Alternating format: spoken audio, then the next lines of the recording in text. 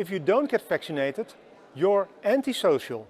This is what the Dutch Prime Minister and Health Minister told us.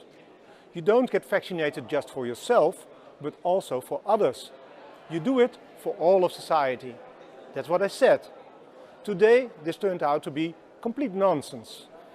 In a COVID hearing in the European Parliament, one of the Pfizer directors just admitted to me, at the time of introduction, the vaccine had never been tested on stopping the transmission of the virus. This removes the entire legal basis for the COVID passport.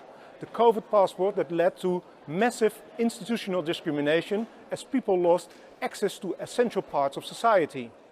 I find this to be shocking, even criminal. Please watch the video until the end. Voor u, mevrouw Small, heb ik de volgende vraag waar ik een duidelijk antwoord op wil. And I will speak in English so there are no misunderstandings. Was the Pfizer COVID vaccine tested on stopping the transmission of the virus before it entered the market? If not, please say it clearly. If yes, are you willing to share the data with this committee? And I really want a straight answer, yes or no, and I'm looking forward to it. Thank you very much. Regarding the question around, did we know about stopping immunisation before it's entered the market? No. We had to really move at the speed of science to really understand what is taking place in the market.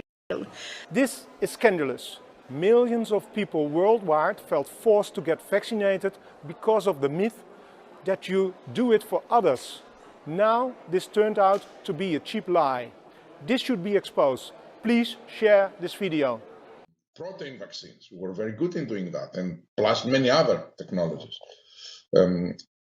mRNA was the technology that we had less experience, only 2 years working on this.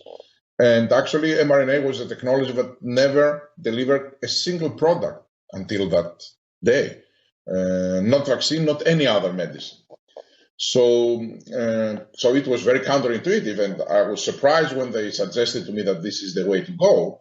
And I questioned it, and I asked them to justify, how can you say something like that?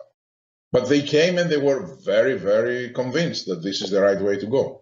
They felt that the 2 years of work on mRNA since 2018, together with BioNTech, to develop a flu vaccine, made them believe that the technology is mature and we are at the cusp of delivering a product. So they convinced me. I follow my instinct that they know what they are saying. They're very good. And we made this very difficult decision at that time.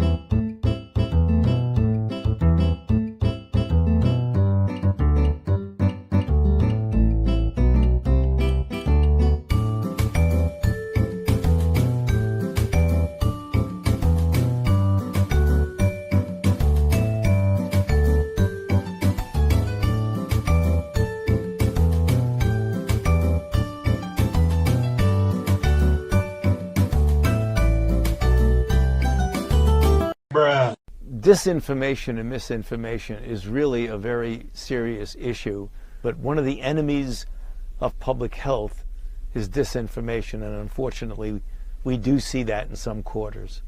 But there are a lot of indications right now that are telling us that there is a protection against transmission of the disease.